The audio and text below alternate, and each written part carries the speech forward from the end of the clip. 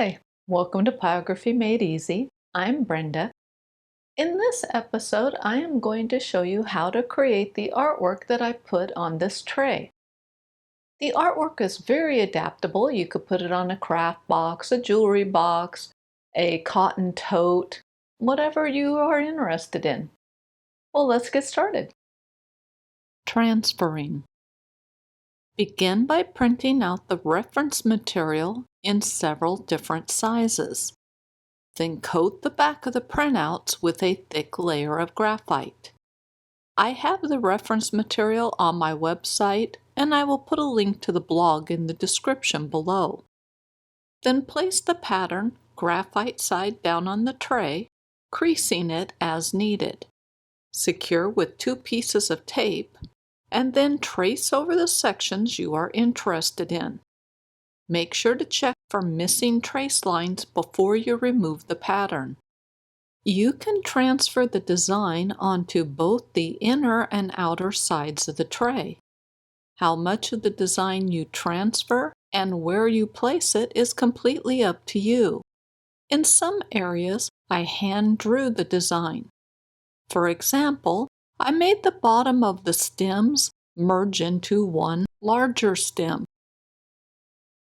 Pyrography. Begin by using a writer pen tip and burn in the trace lines.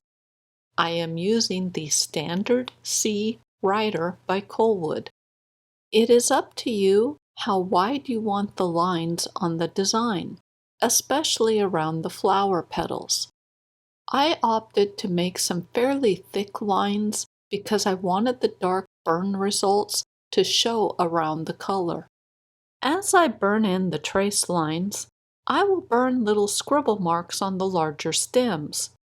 These scribble marks make it easier to differentiate between the stems and the background. When working on the outer sides of the tray, I found it helpful to invert the tray and reverse the easel. This image shows a side view of the reversed easel. It puts the artwork at an elevated angle, making it easier to see and burn on. I chose to make the stems a dark brown to black color. If you prefer, you can leave the stems with just an outline and color the centers to a green color or whatever color of your choice. If you choose to make the stems a solid or uniformly dark color like I did, I recommend using a shader pen tip on the larger stems because it will make the process of burning them in faster. With the smaller or thinner stems, I used the writer pen tip, but for some reason I didn't videotape that. If you use a shader, make sure you keep your pen tip in optimal position when working along the edges.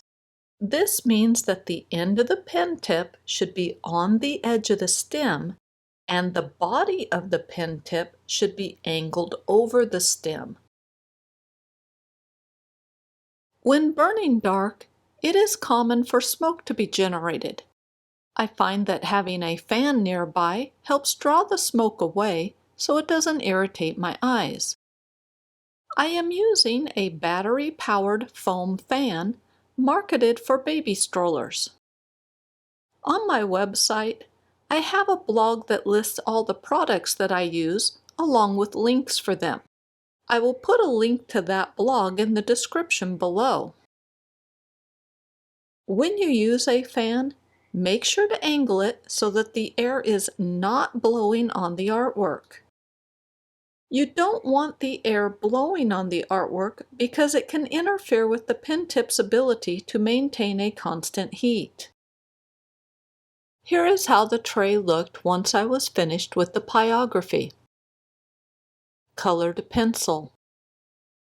I am using Goldfaber number 126 by Faber-Castell. This is the inexpensive version of their Polychromos colored pencil series. Apply a layer of colored pencil to the flower petals.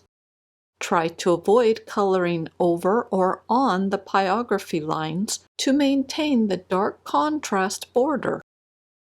I find that I get better coverage if I apply several light layers of color versus one thick layer.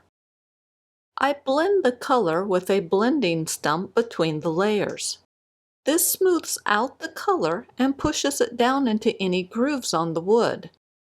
My tray is made out of plywood, so it has a lot of tiny grooves or missing slivers of wood. It is completely up to you on how many layers of colored pencil you want to apply. The more layers applied, the darker the color will be. If you wrap the floral design onto the sides of the tray, then you might need to angle the tray to make it easier to color and burn in the design. My colored pencil had trouble coloring into the gaps along the seams of the tray. To fix this, I used a very fine-tipped red marker to color in the problem spots. Metallic glaze. I will be using metallic watercolors by Yasutomo. I doubt I am pronouncing that correctly, so my apologies.